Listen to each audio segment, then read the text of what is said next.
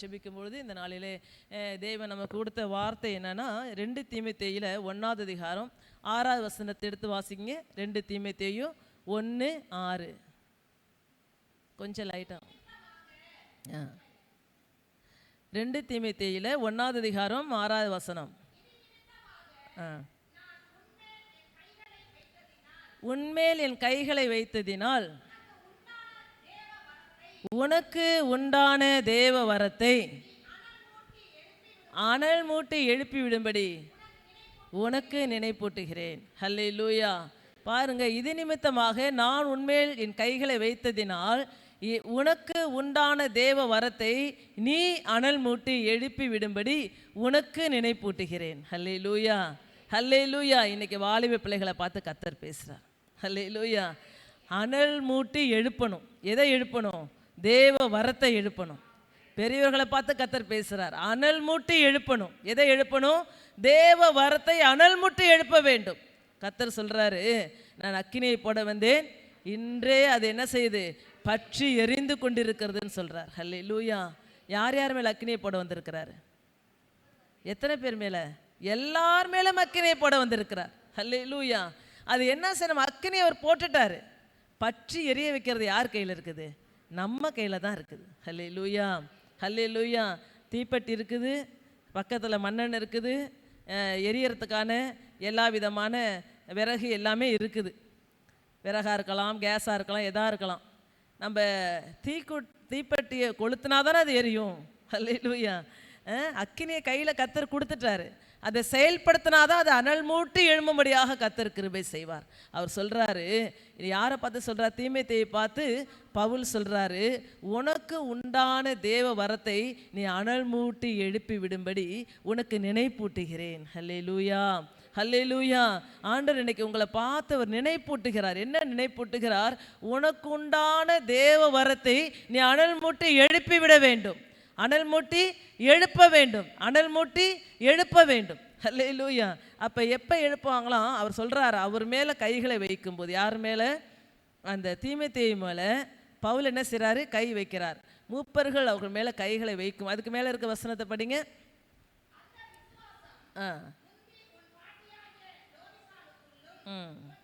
அடுத்த வசனம் படிங்க.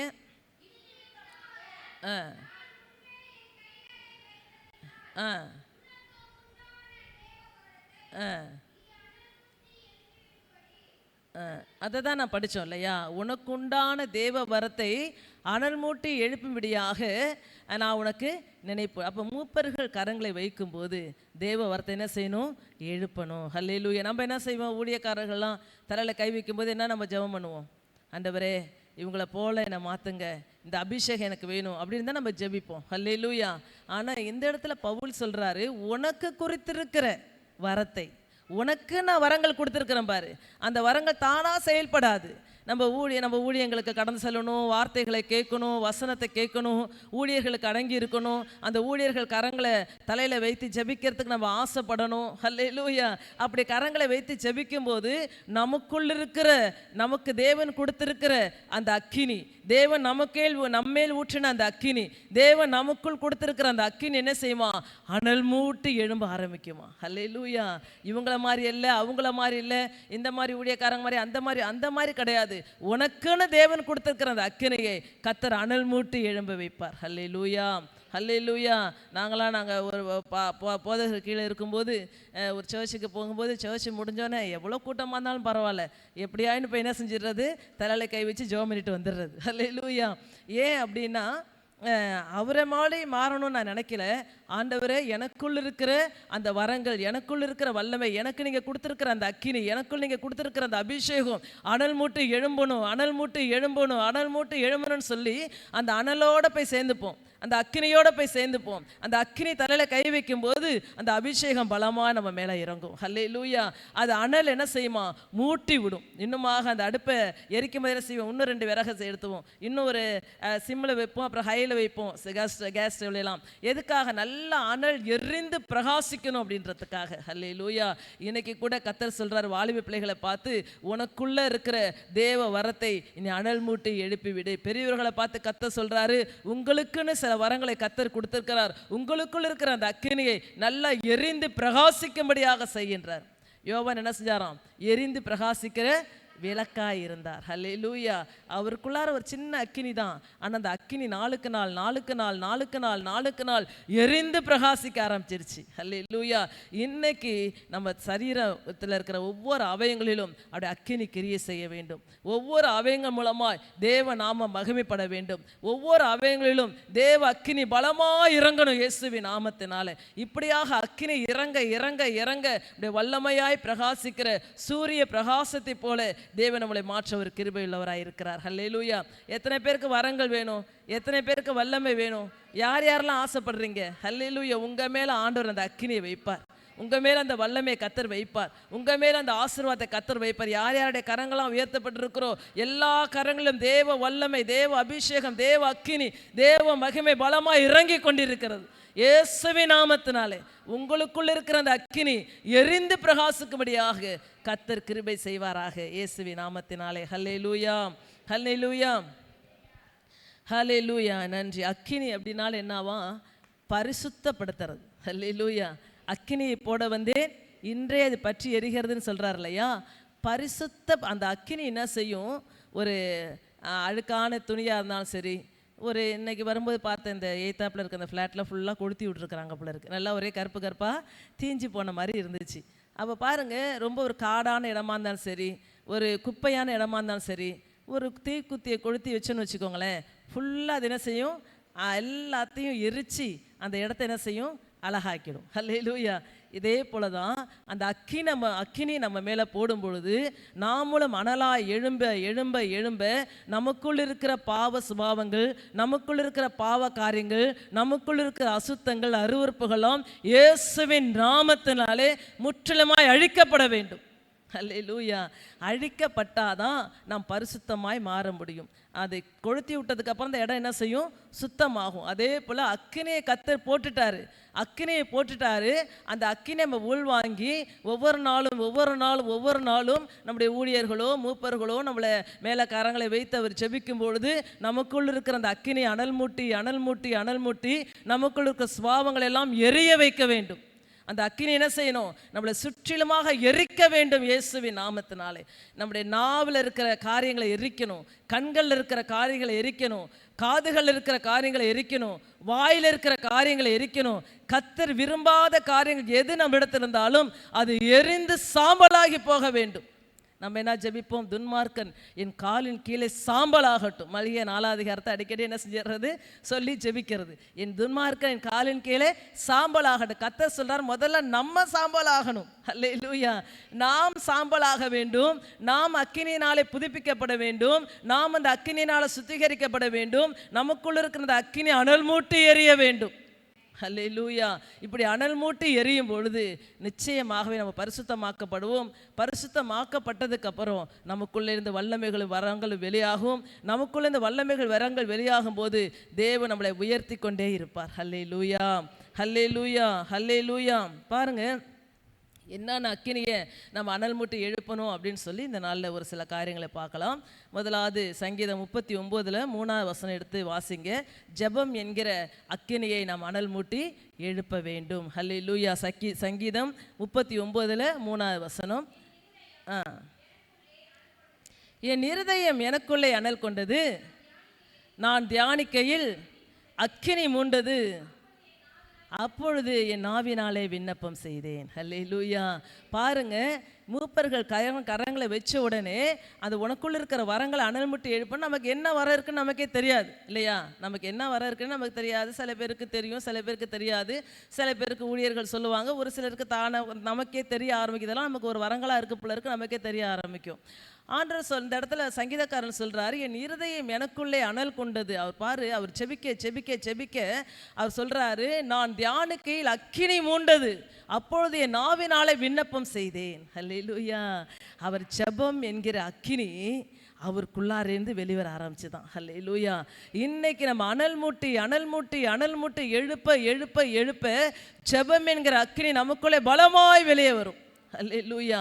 அக்கினியாய் தேவன் நம்ம செபிக்க செபிக்க செபிக்க நம்முடைய வாயிலிருந்து அக்கினி புறப்பட்டு வரும்னு சொல்றார் கர்த்தர். அல்லேலூயா. பாருங்க, இன்னைக்கு கூட ஜெபம் என்கிற அக்கினி, ஒருவேளை செபித்து எத்தனை நாள் ஆச்சுன்னு தெரியல, நாங்கள் செபிக்கிறதே கிடையாதுன்னு வாங்க ஒரு சிலர். அல்லேலூயா. சும்மா ஜெபம் பண்ணியா, வசனம் வாசிச்சேன்னா அந்த கேலண்டரில் இருக்க வசனத்தை வாசிச்சேன்னு வாங்க. ஜெபம் பண்ண, ஆமாம், சாப்பிடும்போது ஜெபம் பண்ண, தூங்கும்போது ஜெபம் பண்ணுவாங்க. ஜெபம் என்கிற அக்கினியை உனக்குள்ள அடிக்கடி எல்லாரும் தலையில் கை வச்சு ஜெபம் பண்ணிட்டு போவீங்க. ஒரு சிலர் இப்போ வரமாட்டீங்க. ஞாயிற்றுக்கிழமையில எதுக்காக ஜெபம் பண்ணுறாங்க நமக்கு தெரியாது. அல்லேலூயா. ஆனால் ஆண்டவர் சொல்கிறாரு, எனக்குள்ள ஜெப குறைவு இருக்குது, இந்த ஜெபம் என்கிற அக்கினி எனக்குள்ள அனல் பற்றி எரியணும் ஆண்டவரே. அப்பா, நான் ஊழியர்கள் தலையில் கை வச்சு ஜெபிக்கும் போது எனக்கு அனல் மூட்டி அதை எழுப்பி விடுங்க ஆண்டவரேன்னு சொல்லி நீங்கள் விசுவாசமாக கேட்டு பாருங்க. உங்களுக்குள்ள ஜெபம் என்கிற அக்கினி அவியாதபடி அது அனல் மூட்டி எழும்ப ஆரம்பிக்கும். நீங்கள் செபிக்க செபிக்க செபிக்க செபிக்க பெரிய பெரிய காரியங்களை, பெரிய பெரிய மாற்றங்களை தேவன் உங்கள் வாழ்க்கையில் செய்வார். அநேக இடங்களில் எனக்கு போய் ஜெபம் பண்ணுங்க, இதுக்கு ஜெபம் பண்ணுங்க, அதுக்கு ஜெபம் பண்ணுங்கன்னு கேட்குறோன்னு அவசியமே இல்லை. நீங்கள் முழங்கால் போட்டு ஜெபம் பண்ணாலே கர்த்தர் இறங்கி வர ஆரம்பிச்சிருவார். அந்த ஜெபம் என்கிற அக்கினி உங்களுக்குள்ள அனல் மூட்டி எழும்பும் போது தான் அந்த அனல் அப்படியே வானத்துக்கு எழும்பணும். எழும்ப எழும்ப எழும்ப எழும்ப உங்கள் வாழ்க்கையில் நீங்கள் ஜெபத்தால் சாதிக்காது எதுவுமே கிடையாது. அல்லேலூயா. சில பேர் சொல்லுவாங்க இல்லையா, அவங்க ரொம்ப ஜெபிக்கிறவங்க, எப்போ பார்த்தாலும் ஜெப சத்தம் கேட்டுக்கிட்டே இருக்குன்னுவாங்க. ஒரு சில என் வீட்டுக்கு பக்கத்து வீட்டில் கூட எப்போ பார்த்தாலும் காலைல 4 மணிக்கு ஏஞ்சாலும் ஒரு ஜெப சத்தம் கேட்கும், 6 மணிக்கு ஏஞ்சாலும் ஜெப சத்தம் கேட்கும், நல்லா சத்தமாக ஜெபிக்கிற சத்தம் கேட்கும். அல்லேலூயா. அவங்க இப்போ இல்லை. பாருங்க, அப்படி ஜெப சத்தம் கேட்டுக்கிட்டே இருக்கிற வீடாக இருந்துச்சுன்னா அவங்களுக்குள்ளார அக்கினி எரிஞ்சிக்கிட்டே இருக்குன்னு அர்த்தம். நீங்கள் ஜெபிக்கலைன்னா இன்னைக்கு அக்கினி அவிஞ்சு போயிடும். ஹல்லேலூயா. அந்த அக்கினியை அனல் மூட்டி என்ன செய்யணும், நம்ம எழுப்பிக்கிட்டே இருக்கணும். ஹல்லேலூயா ஹல்லேலூயா. பாருங்க, அந்த அக்கினியை அப்போஸ்தலர் 2ஆம் அதிகாரம் 3ஆவது வசனத்தை நம்ம வாசிக்கிறோம். நம்ம அடிக்கடி வாசிக்கிற வசனம் தான். அல்லாமலும் அக்கினி மயமான நாவுகள் போல பிரிந்திருக்கும் நாவுகள் அவர்களுக்கு காணப்பட்டு அவர்கள் ஒவ்வொருவர் மேலும் வந்து அமர்ந்தது. ஹல்லேலூயா. பாருங்க, நீங்க ஜெபம் என்கிற அக்கினியை நீங்க அனல் மூட்டி எழுப்ப எழுப்ப எழுப்ப எழுப்ப அக்கினிமயமான நாவுகள் உங்களுக்குள்ள வந்துடும். ஹல்லேலூயா. ஆண்டவர் சொல்றார், நாவுல அக்கினியை வச்சிருக்கிறார். ஹல்லேலூயா. நாவுல அக்கினி இருந்துச்சுன்னா அந்த நாக்கு ஜெபிக்க தான் வைக்கும், யாரையும் தூசிக்க விடாது. தேவையில்லாத காரியங்களை அந்த நாவினால் பேச முடியாது. யாக்கோபில் சொல்லப்பட்டிருக்கு, அதே நாவினால் தேவனை துதிக்கிறோம், அதே நாவினால் தேவனுடைய சாயலாக இருக்கிற மனுஷர்களை என்ன செய்கிறோம், சபிக்கிறோன்னு சொல்லப்பட்டிருக்கு. சபித்தலும் துதித்தலும் ஒரே நாவிலிருந்து புறப்பட முடியுமா?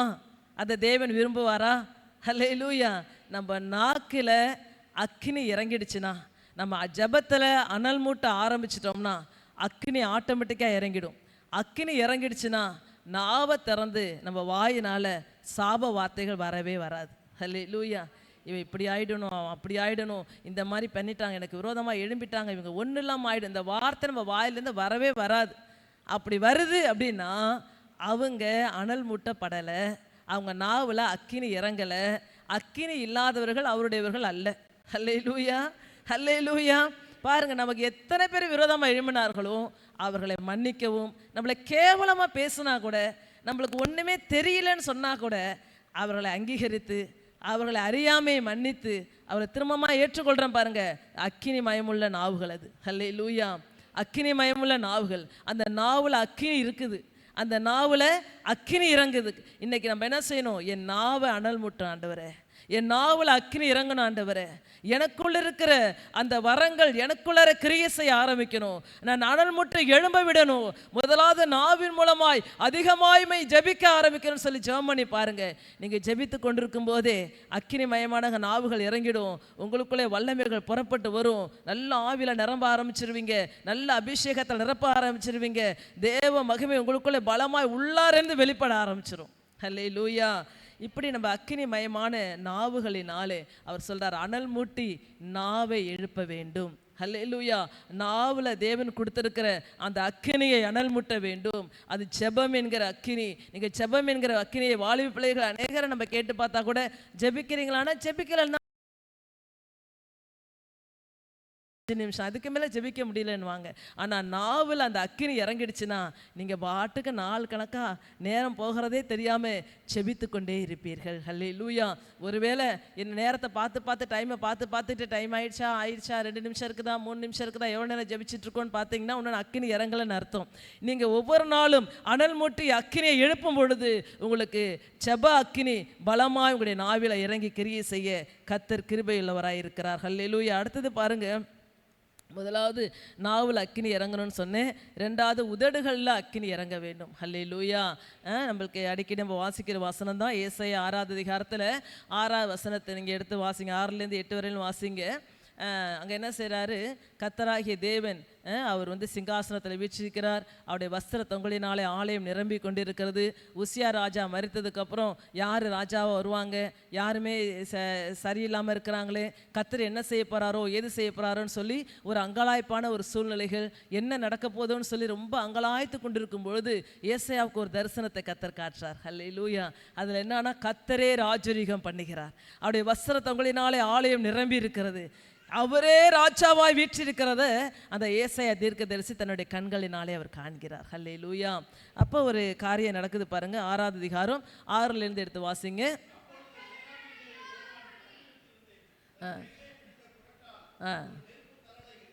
என்னிடத்திலே பறந்து வந்து, ஹல்லேலூயா.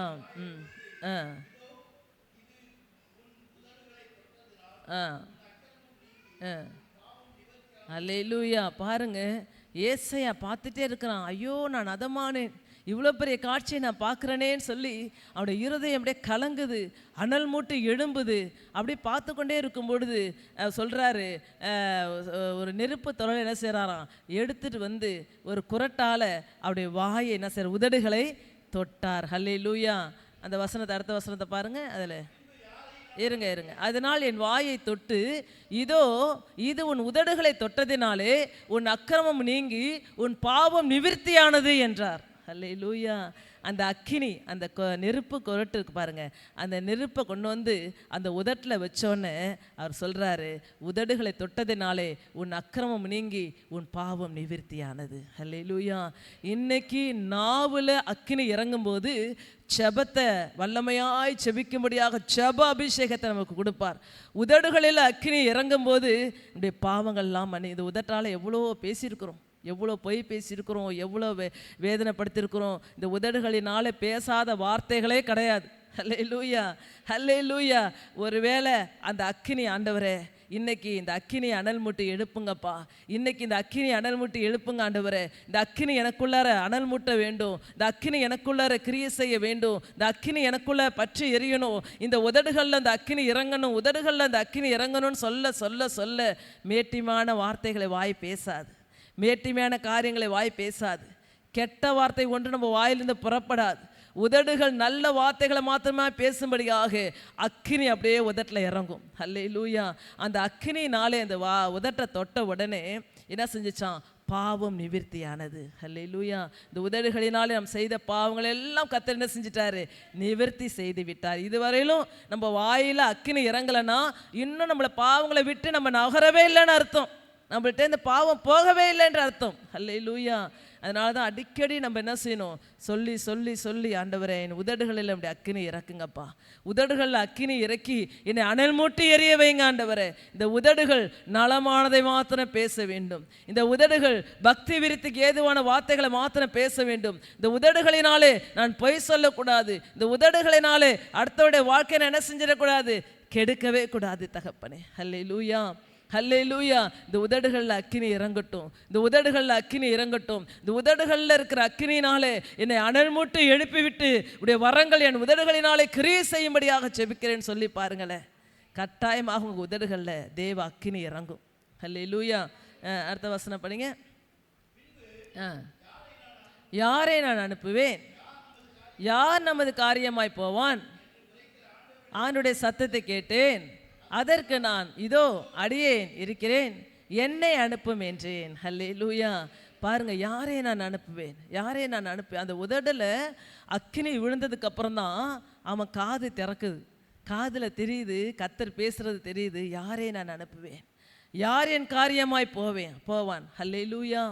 ஹல்லேலூயா. யாரை நான் அனுப்புவேன், யாரை நான் அனுப்புவேன்னு சொல்லி ஆண்டவர் அங்கலாய்ப்பா கேட்கறதே அவருடைய காதுகள் கேட்க ஆரம்பித்தது. ஹல்லேலூயா. உடனே அவன் சொல்கிறான், என்ன சொல்கிறான் பாருங்க, இதோ அடியேன் இருக்கிறேன், என்னை அனுப்பும் அப்படின்றான். தன்னை ஒப்பு கொடுக்குறான். இதோ அடியேன் இருக்கிறேன், என்னை அனுப்பும். அந்த வாயால் ஒப்பு கொடுக்குறான். என்ன அனுப்புங்க ஆண்டவரே, என்ன அனுப்புங்கப்பா, என்ன அனுப்புங்கப்பா. இன்னைக்கு உங்களுடைய உதடுகளில் அக்கினி இறங்கும் போது நீங்கள் அனல் மூட்டு எழும்ப எழும்ப எழும்ப உங்கள் வாயால் சொல்லுவீங்க, நான் இருக்கிற ஆண்டவரே, நான் இருக்கிற ஆண்டவரே. எல்லா நேரமும் ஆண்டவரே எனக்கு உங்களை தவிர யாருமே இல்லைப்பா, நீங்கள் தான்ப்பா எனக்கு இருக்கிறீங்கன்னு நம்ம சொல்லிகிட்டே இருப்போம் இல்லையா, சொல்லுவோமா இல்லையா? உட்காந்தாலும் ஏஞ்சாலும் நடந்தாலும் எதை செஞ்சாலும் உங்களை தவிர எனக்கு யாருப்பா இருக்கிற, வேறு நாதியே இல்லைன்னு சொல்லுவோம். ஆனால் சில நேரங்களில் அவரை பார்த்து நான் இருக்கிறேன்ப்பா அவங்க கூடன்னு சொல்லணும்னு அவர் ஆசைப்படுறார். ஹல்லேலூயா, ஹல்லேலூயா. எப்போதுமே அவர் தான் நம்ம கூடவே இருக்கிறார், நம்ம கூடவே இருக்கிறோம் நம்ம நினைக்கிறோம். ஆனால் அவர் கூட நான் இருக்கிற ஆண்டவர், உங்கள் கூட நான் இருக்கிற ஆண்டவர், உங்கள் கூட நான் இருக்கிற ஆண்டவர்னு சொல்லி நம்ம உதடுகளிலிருந்து புறப்படுகிற வார்த்தையை கர்த்தர் அங்கீகரிக்க அவர் ஆவல் உள்ளவராயிருக்கு. எத்தனை பேர் சொல்ல முடியும், ஆண்டவரே உங்கள் கூட தான்ப்பா நான் இருக்கிறேன்? சொல்லலாமா வாயை திறந்து? உங்கள் கூட தான்ப்பா நான் இருக்கிறேன், உங்கள் கூட தான்ப்பா இருக்கிறேன். எதுவும் என்னை விட்டு இப்போ உங்களுடைய அன்பை விட்டு பிரிக்க முடியாது விட்டாரு, எதுவும் உங்களை விட்டு என்னை தூரப்படுத்த முடியாது தகப்பனே, உங்கள் கூட தான்ப்பா நான் இருக்கிறேன்னு சொல்லி நம்ம உள்ளத்தின் ஆழத்திலிருந்து சொல்ல முடியுமா? ஹல்லேலூயா. சாலமோனை பார்த்து தாவீது சொல்கிறாரு, ஆண்டவர் பேசுகிறார், நீ முழு உள்ளத்தோடும் முழு ஆத்மாவோடும் முழு இருதயத்தோடும் என்னை தேடினா நீ என்னன்னே செய்வே, கண்டடைவாய். ஹல்லேலூயா. என்னை தேடுனா நீ கண்டடைவ. முழு உள்ளத்தோடு முழு ஆத்மாவோடு முழு இருதயத்தோடு என்னை தேடுன்றார். ஹல்லேலூயா.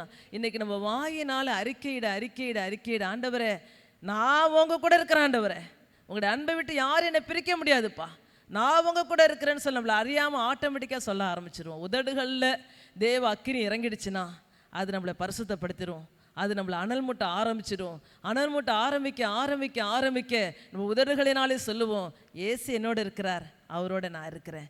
ஏசு என் கூட இருக்கிறார், என் கூட அவர் இருக்கிறார், அவர் கூட நான் இருக்கிறேன், அவர் கூட நான் இருக்கிறேன், என் கூட அவர் இருக்கிறார். ஹல்லேலூயா. என்னை அனுப்பும், நான் இருக்கிறேன். ஹல்லேலூயா. நான் இருக்கிறேன் ஆண்டவரே, என்ன அனுப்புங்கப்பா. இன்னைக்கு உங்கள் வாயால் வரணும், ஆண்டவரே இந்த ஊழியத்தை செய்ய நான் இருக்கிறேன் ஆண்டவரே, நான் செய்கிறேன்ப்பா, நான் செய்கிறேன், என்னால் முடிஞ்ச அளவுக்கு செய்கிறேன் ஆண்டவரே, என்னால் எவ்வளோ முடியுதோ நான் செய்கிறேன்ப்பா.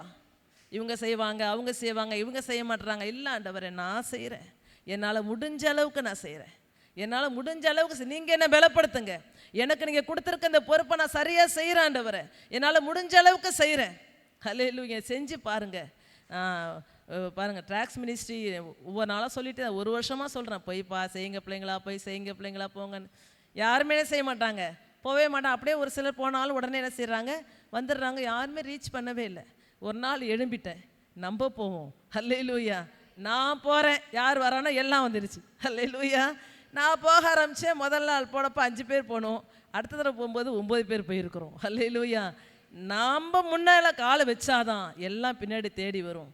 நாம் அங்கேயே உட்காந்துட்டு எனக்கு இது சரியில்லை, எனக்கு அது சரியில்லை, எனக்கு இவங்க வரல அவங்க வரல, இது நடக்கலைன்னா எதுவுமே நடக்காது. நம்ம முன்வைத்த காலை தேவனுக்காக செய்கிறோம், மனுஷனுக்காக அல்ல, என் தேவனுக்காக, என் தேவனுடைய நாம மகிமைக்காக, என் தேவனுடைய காரியங்களுக்காக நான் செய்கிற ஒவ்வொரு காரியம் என் தேவனுக்காக செய்கிறேன். நான் இருக்கிற ஆண்டவரே, நான் வர ஆண்டவரே, நான் இருக்கிற ஆண்டவரே சொல்லி பாருங்க, உடைய நாவில் அக்கினி இறங்கிடுச்சுன்னு அர்த்தம். அல்லேலூயா. அது வரையிலும் நீங்கள் மற்றவர்கள் செய்யலையேன்னு சொல்லி நீங்கள் கவலைப்பட்டீங்கன்னா இன்னும் அக்கினி இறங்கலைன்னு அர்த்தம். அல்லேலூயா. ஆண்டவருடைய சமூகத்தில் அக்கினியை அனல் மூட்டி எழுப்புங்க, அனல் மூட்டி எழுப்புங்க. உதடுகளில் இருக்கிற அக்கினியை என்ன செய்யுங்க, அனல் மூட்டி எழுப்புங்க. அதே போல் தானியேலையும் கர்த்தர் சொல்கிறார் 10வது அதிகாரத்தில் 16வது வசனத்தில் பாருங்கள். தானியேலும் ஒரு தரிசனம் பார்க்குறார், ஏசாயா பார்த்தது போலயே தானியேலும் ஒரு தரிசனம் பார்க்குறார் பாருங்கள். 10:16 இப்போதும் கடைசி நாட்களிலே உன் ஜனங்களுக்கு சம்பவிப்பதை உனக்கு தெரிய பண்ணும்படிக்கு வந்தேன். 10வது அதிகாரம் 16வது வசனம். மனுப்புத்திரரின் சாயலாகிய ஒருவன் என் உதடுகளை தொட்டான், உடனே நான் என் வாயை திறந்து பேசி என் எதிரே நின்றவனை நோக்கி, என் ஆண்டவனே இந்த பலனற்று போனேன். ஹல்லேலூயா. பாருங்க, தானியேலுக்கு இயேசு கிறிஸ்துவின் சாயலில் ஒருத்தர் வந்து, இயேசு கிறிஸ்து தான் வந்திருக்கிறார், மனுப்புத்திரரின் சாயல். இயேசு கிறிஸ்து வந்து யாருடைய உதரை தொட்டிருக்கிறாரு பாருங்க, தானியேலுடைய உதரை என்ன செஞ்சிருக்கிறாரு, தொட்டிருக்கிறார். இங்கே யாரை தொட்டிருக்கிறாரு, ஏசாயாவுடைய நாவை தொட்டார். இங்கே தானியேலுடைய நாவை தொட்டிருக்கிறார். ஹல்லேலூயா. தொட்டு தரிசனங்களை காணும்படியாக, ஆண்டோடைய வார்த்தை பேசும்படியாக அந்த உதடுகளை அனல் மூட்டி எழுப்பி விட்டு இருக்கிறார். ஹல்லேலூயா. அதனால தான் தானியேல் பாருங்க, ஆண்டோடைய தீர்க்க தரிசனங்கள்லாம் இயேசு கிறிஸ்து வருகை குறித்ததான தீர்க்க தரிசனங்களை தானியேல் அழகாய் கடைசி நாட்கள் என்னென்ன நடக்க போதோ அவனுடைய காலகட்டத்துக்கு தக்கவனமாக அழகாக அவன் எழுதி வச்சிருக்கிறான். அதே போல் யோவான், தானியேல் என்ன எழுதியிருக்கிறானோ அதே தான் யோவான் எழுதியிருக்கிறான். ஹல்லேலூயா. அவனுக்கு வேற விதத்தில் வெளிப்படுத்தப்பட்டிருக்கு, தானியேலுக்கு வேற விதத்தில் வெளிப்படுத்தப்பட்டிருக்கு. ரெண்டு வெளிப்பாடும் இயேசு கிறிஸ்துவை குறித்து ஒரே வெளிப்பாடுகள் தான். ஹல்லேலூயா, ஹல்லேலூயா. உதடுகளில், தானியேலுடைய உதடுகளில் அக்கினி இறங்கினது. அவன் எப்படி இருந்தான், தானியேல் தேவனை துதிக்கிறவனாக இருந்தான், தேவனை ஜெபிக்கிறவனாக இருந்தான். தேவனை இரவும் பகலும் 3 வேளையும் தேவனை என்ன செய்கிறான், ஜெபிக்கிறவனாய், ஆராதிக்கிறவனாய், தேவனுடைய சமூகமே கெதி என்று கிடந்தான். வேலை செய்து கொண்டே தேவனுடைய நாமத்தை மகிமைப்படுத்தினான். எனக்கு யாருமே இல்லையே, எனக்கு யாருமே இல்லைன்னு சொல்லவே இல்லை. அவனால் தன்னால் முடிந்த வேலைகளை தேவனுக்காக செய்து தேவனுடைய நாமத்தை மகிமைப்படுத்த அக்கினி அவருடைய நாவுகளை, அவருடைய உதடுகளை தொட்டது. ஹல்லேலூயா. இன்னைக்கு உங்களுடைய உதடுகளை கர்த்தர் தொடணுமா, உங்களுடைய உதடுகளில் அக்கினி இறங்கணுமா, உங்களுடைய வரங்களை நீங்கள் அனல் முட்டி எழுப்பணுமா, நீங்கள் தேவனுக்காக சகலத்தையும் செஞ்சுக்கிட்டே இருங்க. நிச்சயமாகவே கர்த்தர் அனல் முட்டி எழுப்பிவிட அவர் கிருபை உள்ளவராக இருக்கிறார். ஹல்லேலூயா. சங்கீதம் 12:13 12வது அதிகாரத்தை 3வது வசனம் எடுத்து வாசிங்க. சங்கீதம் 12 3வது வசனம்.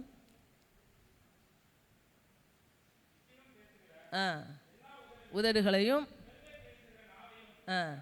கர்த்தர் அறுத்து போடுவாராக. ஹல்லேலூயா. அக்கினி உதட்டில் இறங்கிடுச்சுன்னா இச்சகம் பேசக்கூடாது, பெருமை பேசக்கூடாது. நான் தான் என்ன மாதிரி ஆள் இல்லை, என்னை தவிர யாருமே இல்லை, நான் தான் இதை செஞ்சேன், நான் தான் இதை பண்ணி, இதெல்லாம் இச்சகம் பேசுகிற நாவுகள், பெருமை பேசுகிற உதடுகள். உதடுகளில் அக்கினி இறங்கிடுச்சுன்னா அந்த வார்த்தை பேசுறதுக்கு வாய்ப்பே இல்லை. ஹல்லேலூயா. எனக்கு ஒன்றுமே தெரியாது, நான் ஒன்றுமே இல்லாதவன், என்னையும் கர்த்தர் பயன்படுத்துறதுக்கு நான் எந்த தகுதியுமே இல்லைன்னு சொல்ல ஆரம்பிச்சிருவாங்க. ஹல்லேலூயா. பாருங்க, இந்த மாதிரியான உதடுகள், நாவுகளை கர்த்தர் என்ன செய்கிறாராம், அக்கினி இறங்கினதுக்கப்புறம் அந்த வார்த்தை நம்ம பேசவே கூடாது. பேசுகிறோம் அப்படின்னா அக்கினி இறங்கவில்லை என்று அர்த்தம். ஹல்லேலூயா. ஏசாயா 28:11வது வசனம் சொல்லப்பட்டிருக்கு, அந்நிய பாஷைகளினாலும் பரியாச உதடுகளினாலும் இந்த ஜனத்தோட பேசுவார். ஹல்லேலூயா. யார் யாருடைய உதட்டில் அக்கினி இறங்கிடுச்சோ, பரியாச உதடுகள்னாலும் அந்நிய பாஷைகள்னாலும் ஜனங்களோட கர்த்தர் பேச ஆரம்பிப்பார். ஹல்லேலூயா. எத்தனை பேர் வாலிப பிள்ளைகள் இன்னைக்கு அபிஷேகம் பெற்றுக்கொள்ளாமல் இருக்கிறீங்க? எத்தனை பேர் அந்நிய பாஷைகளை பேசாமல் இருக்கிறீங்க? ஹல்லேலூயா. கர்த்தர் சொல்கிறாரு, உன் உதடுகளில் அக்கினி இறங்குனுச்சுன்னா நிச்சயமாகவே அதை அனல் மூட்டி எழுப்ப நீ பரியாச உதடுகளினாலும் அந்நிய பாஷையினாலும் நாவும் கூட பேசுவேன்றார் கர்த்தர். எத்தனை பேர் அந்நிய பாஷை அவமதிக்கிறாங்க, எத்தனை பேர் அந்நிய பாஷை இல்லைன்றாங்க, எத்தனை பேர் அந்நிய பாஷைக்கு அர்த்தம் தெரியுமான்னு கேட்குறாங்க. ஆண்டவர் சொல்கிறார் இந்த இடத்துல, நீ உன் உதடுகளில் அக்கினி இறங்கும் போது அந்நிய பாஷையினால நாவும் கூட பேசுவேன், பரியாச உதடுகளினாலே நான் உன்னோடு கூட. அடுத்தவங்க நம்மளை பார்க்கும்போது பரியாசம் பண்ணுவாங்க, இது என்னென்னமோ வளரிட்டு இருக்குன்னு. அவர் சொல்கிறாரு, இந்த பரியாச உதடுகளினாலே நான் அவன் கூட பேசுவேன். அந்த உதடுகளில் இருக்கிற அந்த அக்கினி என்கிற அனலை நீ அனல் மூட்டி எழுப்பிவிடு. ஹல்லேலூயா, ஹல்லேலூயா. எபிரேயர் 13 கூட 15வது வசனம் எடுத்துக்கோங்க. ஒருத்தர் ஏசாயா 30:27வது வசனம் கூட எடுத்துக்கோங்க. ஏசாயா 30:27.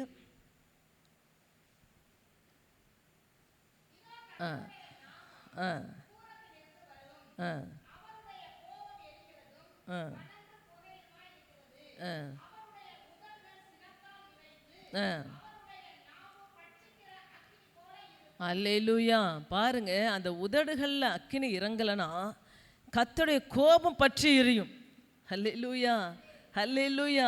நம்ம ஆவியோடு உண்மையோடும் ஆவியில் நிறைந்து ஆவியோடும் அவரை ஆராதித்து உண்மையோடும் அவரை ஆராதித்து அந்த உதடுகளில் அக்கினியை நீங்கள் அனல் முட்டை எழுப்பவில்லை என்றால் அவர் கோபம் பற்றி எரியும்னு சொல்லப்பட்டிருக்கு. இன்றைக்கி கூட நம்முடைய உதடுகளில் அப்படியே அக்கினியை அனல் முட்டை எழுப்புவோம். எபிரேயர் 13:15 பாருங்க. உதடுகள் கனியாகிய ஸ்தோத்திர பலியை அவர் மூலமாய் எப்பொழுதும் தேவனுக்கு செலுத்த கடவோம். ஹல்லேலூயா. அவர் சொல்கிறாரு, அந்த உதடுகளில் அக்கினி இறங்கிடுச்சுன்னா இரவும் பகலும் அந்த உதடுகளினாலே ஸ்தோத்திர பலிகளை செலுத்தி கொண்டே இருப்போம். அவருக்கு நம்ம ஸ்தோத்திரம் செய்து என்ன செய்தாலும், உட்கார்ந்தாலும் செஞ்சு, நடந்தாலும் சரி, நிமிர்ந்தாலும் சரி, எதை செய்தாலும் தேவனுடைய நாம மகிமைக்கென்று ஸ்தோத்திரம் ஆண்டவரே, இதுக்காக நமக்கு ஸ்தோத்திரம், இப்படி நடந்துச்சா ஸ்தோத்திரம், இப்படி போயிடுச்சா ஸ்தோத்திரம், நீ ஸ்தோத்திரம் பண்ணிக்கொண்டே இரு. அதுதான் நிறைய ரொம்ப சில பிரச்சனையில் இருப்பாங்க, அவங்களுக்கு என்ன ஜெபிக்கிறதுனே தெரியாதுன்னு, என்ன ஜெபிக்கிறதுனே தெரியல சிஸ்டர், பலதரப்பட்ட பிரச்சனைகள் எல்லாம் ஒன்றா சேர்ந்து வந்துருச்சு, எதுக்கு ஜெபிக்கிறது, எதை விடுறது, எதை ஜெபிக்கிறது ஒன்றுமே புரியலன்னு வாங்க. நான் சொல்ல ஒன்றுமே செய்வேன், எல்லாத்துக்கும் ஸ்தோத்திரம் பண்ணுங்க. ஹல்லேலூயா. இதுக்காய் ஸ்தோத்திரம், இந்த காரியத்துக்காய் ஸ்தோத்திரம், இதை நீங்கள் அனுபவித்ததுக்காய் ஸ்தோத்திரம், இந்த காரியம் எனக்கு வந்ததுக்காய் நீங்கள் ஸ்தோத்திரம்னு சொல்லி நீங்கள் ஸ்தோத்திரம் சொல்ல சொல்ல சொல்ல சொல்ல சொல்ல அவர் சொல்ல எப்பொழுதும் அவர் மூலமாய் ஸ்தோத்திர பலியை தேவனுக்கு செலுத்தி கொண்டே இருப்போம். நீங்கள் ஸ்தோத்திரம் செலுத்த செலுத்த பரலோகத்திலிருந்து நிச்சயமாக உங்களுக்கு பதில் வரும்.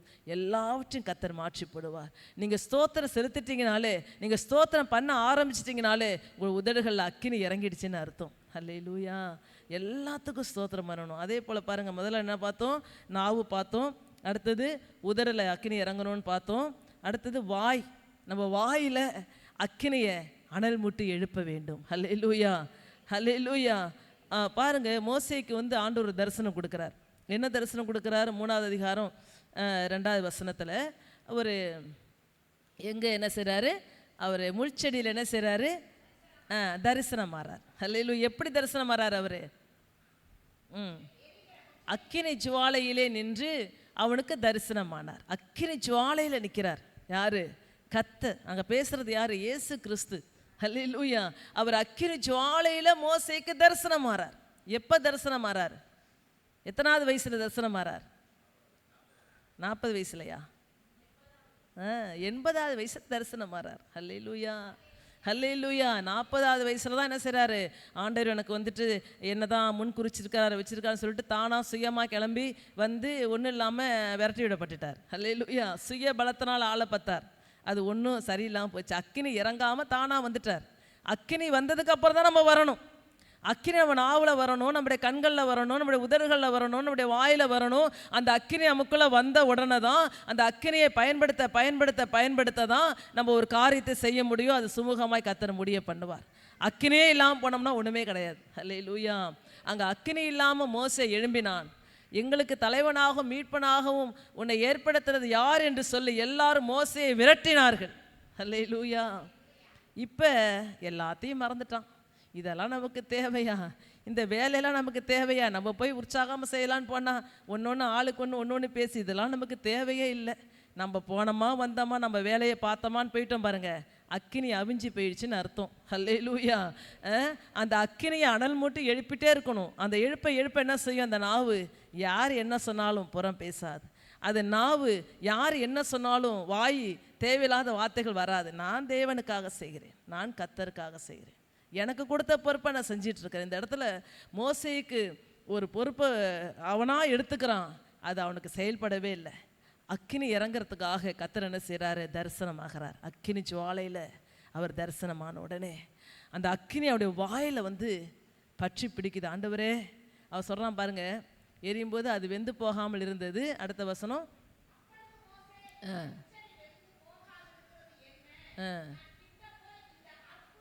காட்சியை பார்ப்பேன் என்றான். அடுத்த வசனம்,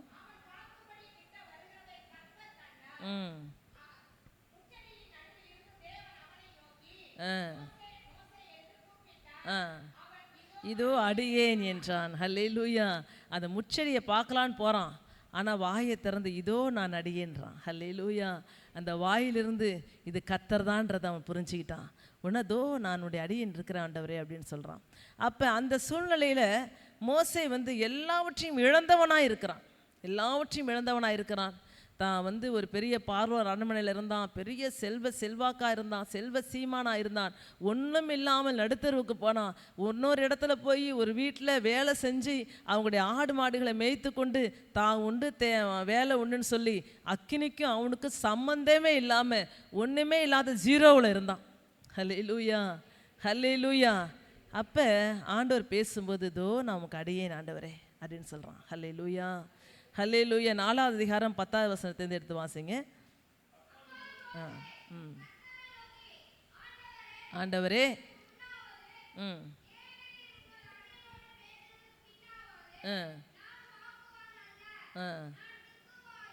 மந்த நாவும் உள்ளவன் என்றான். அப்போ ஆண்டவர் வந்து அவர்கிட்ட பேசுகிறாரு, நான் உன்னை கொண்டு நான் அந்த மாதிரி காரியம்லாம் செய்ய போகிறேன். ஏற்கனவே இவன் செஞ்சவன் தான் இல்லையா? ஆனால் திரும்ப ஆண்டவர் பேசும்போது ஆண்டவர் சொல்ற, ஆண்டவரே நான் இதுக்குமே லாய்க்கு இல்லை. நான் சொல்கிறாரு, நான் திக்கு வாயும் மந்த நாவும் உள்ளவனாக இருக்கிறேன்.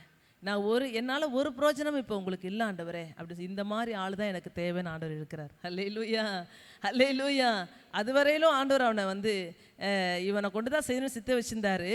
அவனை உடைச்சி உருவாக்குறதுக்கு கிட்டத்தட்ட ஆண்டவருக்கு 80 வருஷம் ஆயிடுச்சு. ஹல்லேலூயா.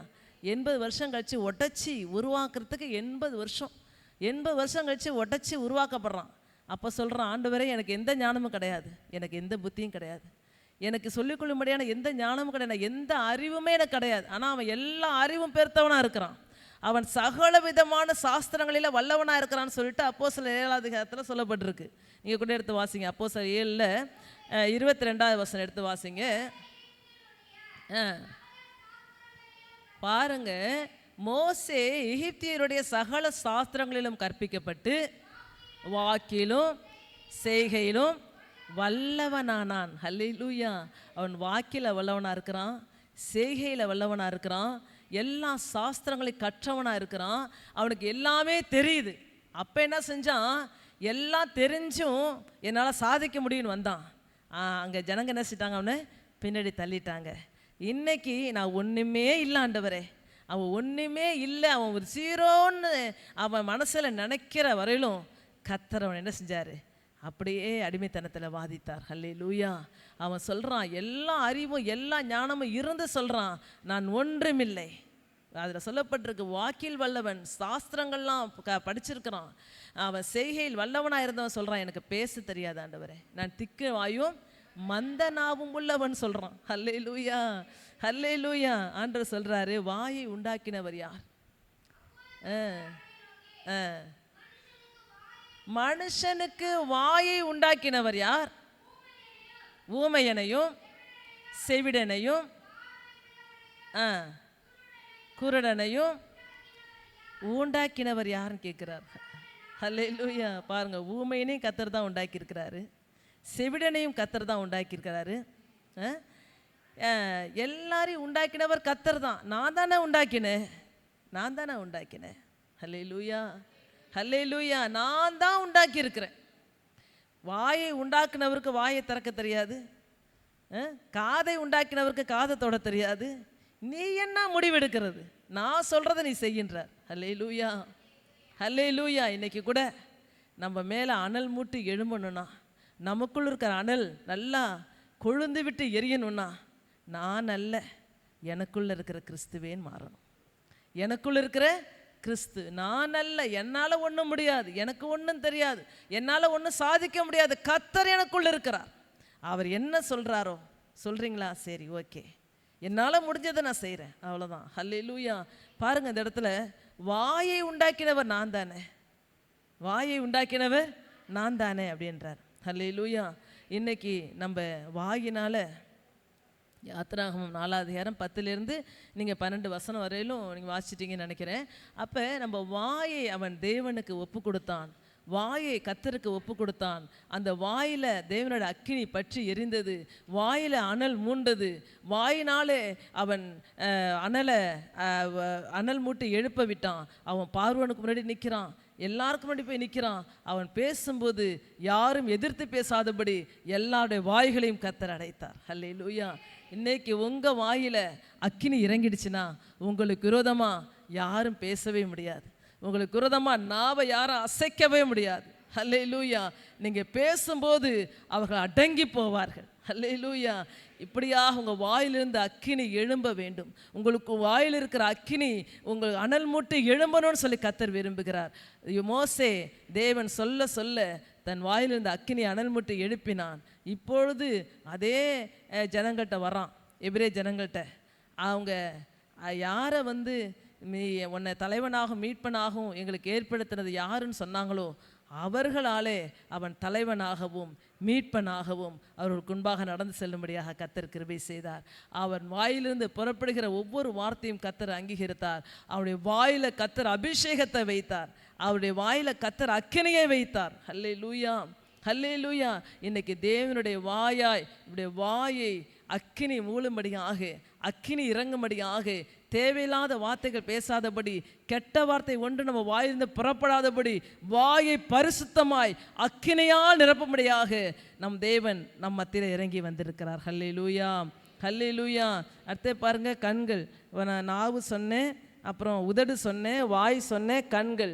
நம்முடைய கண்களில் அக்கினி இறங்க வேண்டும். தேவையில்லாத காரியங்களை பார்க்கறது, தேவையில்லாத ஃபோனில் அது இதையும் பார்த்துட்டு இருக்கிறது, தேவையில்லாத காட்சிகள், தேவையில்லாத காரியங்கள், நம்மளை அறியாமலே கண் அங்கங்கே போடுறது, உடையாடுறது, இதில் கண்ணில் அக்கினி இறங்கிடுச்சுன்னா அருவருப்பான காரியமாக இருந்தாலும் சரி, எந்த ஒரு காரியமாக இருந்தாலும் சரி, நம்ம கண்கள் எங்கே என்ன செய்யாது, போகவே போகாது. நம்ம சில அருவருப்பெல்லாம் பார்க்கலனாலும் சில பேருக்கு என்ன செய்வாங்க, அவங்க நல்லா இருக்கிறாங்க, இவங்க நல்லா இருக்காங்க, அவங்க வீட்டில் அது இருக்குது, இவங்க வீட்டில் இது இருக்குது, அவங்க வீட்டுக்கார் அப்படியெல்லாம் செய்கிறாரு, இவங்க வீட்டுக்கார் இப்படியெல்லாம் இருக்கிறாங்க, இவங்க மனைவி இப்படி இருக்கிறாங்க, அவங்க பாருங்க அப்படி இருக்கிறாங்க, அடுத்தவங்க மேலேயே கண்ணு போகும். அல்லேலூயா. அந்த கண்களில் அக்கினி இறங்கிடுச்சுன்னா எனக்குரியது போதும் ஆண்டவரேன்னு சொல்ல ஆரம்பிச்சிரும். அல்லேலூயா, அல்லேலூயா. கண்ணை மட்டும் என்ன செய்ய முடியாது, திருப்திப்படுத்தவே முடியாது. அல்லேலூயா. வாய் நிரம்பினாலும் என்ன செய்வாங்க, வயிறு நிரம்பினாலும் கண்ணு நிரம்பாதுன்னுவாங்க. அல்லேலூயா. அப்படி தானே சொல்லுவாங்க, கண்ணு மட்டும் நிரம்பாதுன்னுவாங்க, கண்ணு மட்டும் திருப்தி ஆகாதுன்னு சொல்லுவாங்க. வயிறு நிரம்பினாலும் கண்ணு நிறையவே மாட்டுது அப்படின்னு சொல்லுவாங்க. அப்படியே ஒரு பழமொழி சொல்லுவாங்க இல்லையா? கரெக்டாக தான் சொல்கிறேன்னா என்னன்னு தெரில. அப்போ இந்த கண்ணை யாராலுமே திருப்தி செய்யவே முடியாது. அப்போ இந்த இடத்துல சொல்லப்பட்டிருக்கு, அந்த கண்ணில் தேவனுடைய அக்கினி இறங்க. வாலிப பிள்ளைகள் பாருங்கள், அவங்க பாருங்கள், ஞாயிற்றுக்கிழமையில் இவங்க நல்லா ட்ரெஸ் போட்டு வராங்க, அந்த நல்ல ட்ரெஸ் போட்டு வராங்க, இவங்க நல்ல ட்ரெஸ் போட்டு வராங்க, எனக்கு ட்ரெஸ்ஸே வாங்கி தர மாட்டேறீங்க, பீரோ நிறைய அவ்வளோ துணி இருக்கும், ட்ரெஸ்ஸே இல்லை, ட்ரெஸ்ஸே இல்லை, ட்ரெஸ்ஸே இல்லை, ட்ரெஸ்ஸே இல்லைன்னு இதே பொழப்பாக இருக்கும். அல்லேலூயா. எல்லா வாலிப வீட்டிலையும் இதே கதையாக தான் இருக்குது. எவ்வளோ துணி வாங்கினாலும் இல்லை இல்லை இல்லைன்னு தான்.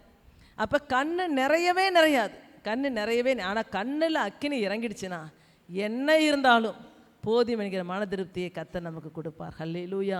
இந்த கண்களிலே அக்கினி இறங்க வேண்டும், கண்களிலே அக்கினி இறங்க வேண்டும். பாருங்க, அப்போஸ்தலர் 9ஆம் அதிகாரத்தில் பவுலை கர்த்தர் சந்திக்கும் பொழுது என்ன செஞ்சாராம், ஒரு பெரிய வெளிச்சம் அந்த இடத்துல இறங்குனுச்சு. கர்த்தர் அக்கினியாக இந்த இடத்துல இறங்கினார். ஹல்லேலூயா. அக்கினியாக இறங்கினார். அதுக்கு முன்னாடி பவுல் என்ன செஞ்சார், உலக பிரகாரமான காரியங்களை பார்த்தார், உலக பிரகாரமாய் தேவனை அறிந்து கொண்டார். இன்றைக்கி நம்மளாம் ஆவிக்குரிய விதத்தில் கர்த்தர் அறிந்து கொள்ளணும்னு தான் அந்த அக்கினியை பற்றி நான் பேசிகிட்டு இருக்கிறேன். உலக பிரகாரமாக மனுஷர்கள் பார்க்குற மாதிரி நம்ம தேவனை பார்க்கவே கூடாது. நமக்குள்ளார அக்கினி இறங்கிடுச்சுன்னா நம்ம அக்கினியோடு தான் தேவனை பார்க்கணும். ஆவிக்குரிய அக்கினி நமக்குள் அக்கினி யார், பரிசுத்த ஆவியானவர். அந்த அக்கினி நமக்குள் இறங்கும்போது ஆவியில் நிறைஞ்சு தான் தேவனை பார்க்கணும் ஒழிய உலக பிரகாரமாக பார்க்கக்கூடாது. பவுல் உலக பிரகாரமாய் தேவனை பார்த்தார். ஹல்லேலூயா. தேவனுக்கு உலக பிரகாரமாய் வைராக்கியம் பாராட்டினார். சத்தியத்தை அறிந்து கொள்ளவில்லை, வசனத்தை அறிந்து கொள்ளவில்லை, கர்த்தருடைய தீர்க்க தரிசனங்களை அற்பமாய் எண்ணினார், தேவனுக்காக வைராக்கியம் பாராட்டினார். இன்னைக்கு கூட அந்த மாதிரியான கண் கெட்ட குருடனாய் நம்ம இருக்கக்கூடாது. ஹல்லேலூயா. சத்தியத்தை அறிவீர்கள், சத்தியம் உங்களை விடுதலையாக்கும், சத்தியத்தையும் நேசியுங்கள், சத்தியத்தை அறிவீங்கள் சொல்றார். அந்த சத்தியம் என்கிற அக்கினி நமக்குள்ள வந்துருச்சுன்னா கண்களை தெளிவாக்கி விடும். ஹல்லேலூயா.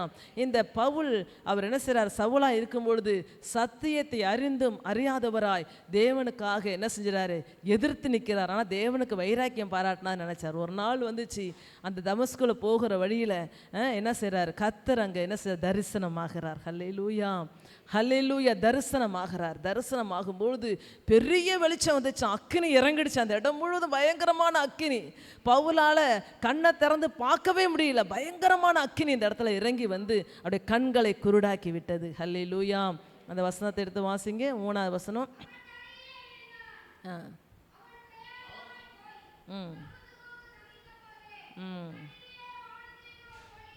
அவனை சுற்றி பிரகாசித்தது, அந்த ஒளி தான் அக்கினி. ஹல்லேலூயா.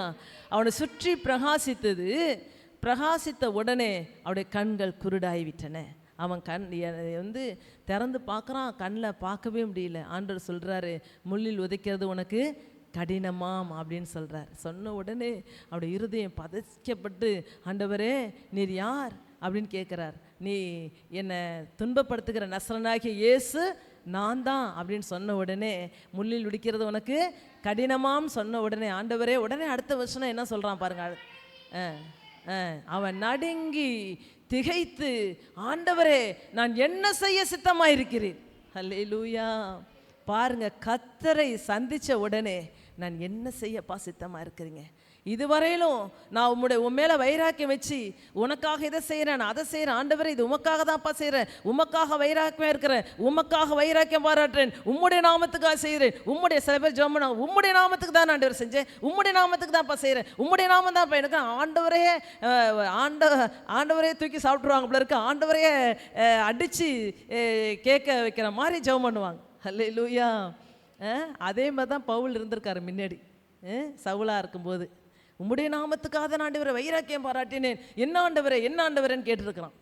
ஆண்டவர் சொல்கிறாரு, இந்த இடத்துல ஆண்டவரே இவ்வளோ நாள் நான் உமக்காக செஞ்சுதான் நான் நடிச்சிட்டு இருந்தேன், ஆண்டவரே நான் என்ன செய்ய சித்தமாக இருக்கிறேன், நான் என்ன செய்யப்பா சித்தமாக இருக்கிறேன். உடனே விழுந்துட்டான் ஆண்டுடைய பாதத்தில்.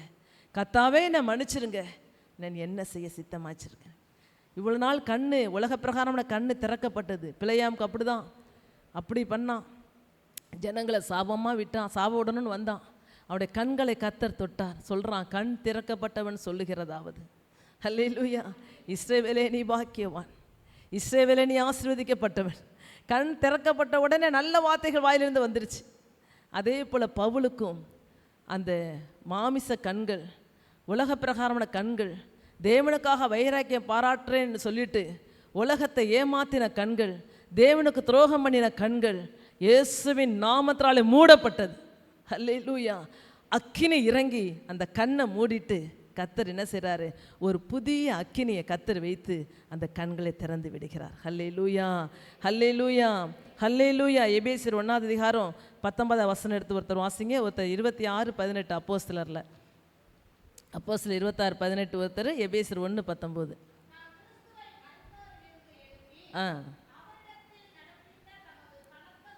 அவரிடத்தில் நடப்பித்த தனது பலத்த சத்துவத்தின் வல்லமையின்படியே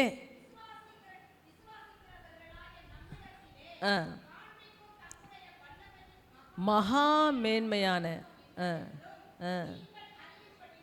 அவர் உங்களுக்கு மனக்கண்களை கொடுக்க வேண்டும் என்று வேண்டிக் கொள்கிறேன். ஹல்லேலூயா. நான் ஒரு நாளுக்கு இருளடைஞ்சு கடந்தேன், நான் உலக கண்களோட திரிஞ்சேன். இன்னைக்கு என் கண்ணில் தேவனுடைய அக்கினி இறங்குனுச்சு. இன்னைக்கு பிரகாசமுள்ள மனக்கண்களை கர்த்தர் எனக்கு கொடுத்துட்டார். உங்களுக்கும் அதே மாதிரி கொடுக்கணும்னு சொல்லி நான் அவரை வேண்டிக் கொள்கிறேன்னு சொல்லி ஜெபிக்கிறார். ஹல்லேலூயா. இன்னைக்கும் நீங்கள் ஆண்டவர்கிட்ட கேளுங்க, ஆண்டவரே எனக்கு மனக்கண்களை திறங்க, ஆண்டவரே என் ஆவிக்குரிய கண்களை திறங்க, ஆண்டவரே என் கண்களில் நம்முடைய அக்கினி இறங்கண்டானவரே. அப்பா உம்மை நான் பார்க்க வேண்டும், அப்பா உம்மை போல நான் மாற வேண்டும், நீர் என்ன சொல்லுகிறீரோ அதையே நான் செய்ய வேண்டும் என்று சொல்லி கேட்டு பாருங்க.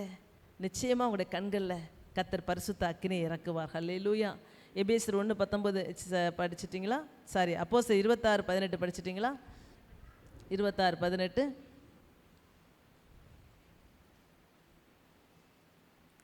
அப்போஸ்தலர் 26:18. அவர்கள் என்னை பற்றி விசுவாசத்தினாலே பாவ மன்னிப்பையும்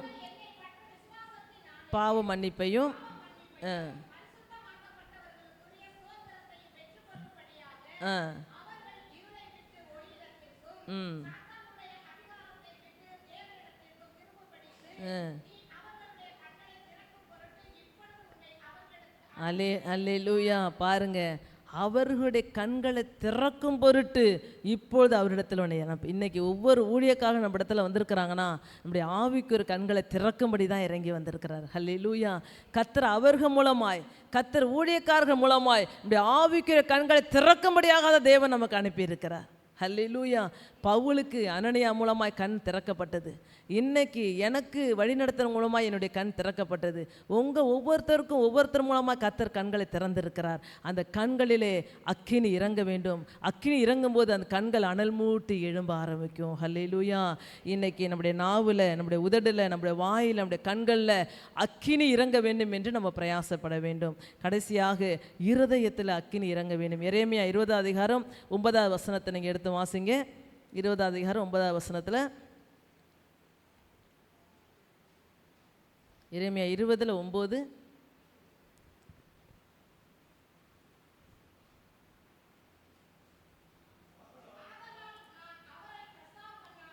ஆ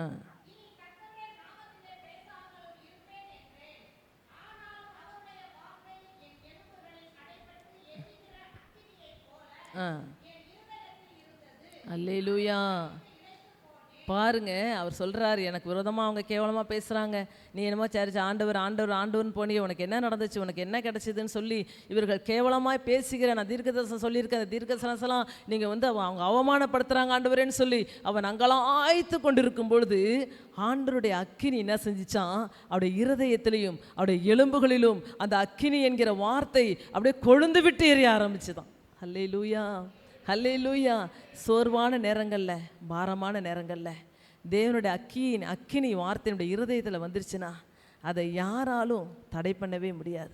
இன்றைக்கி உங்களுடைய அக்கினி, தேவனுடைய அக்கினி உங்களுடைய இருதயத்தை ஊற்ற வேண்டும்.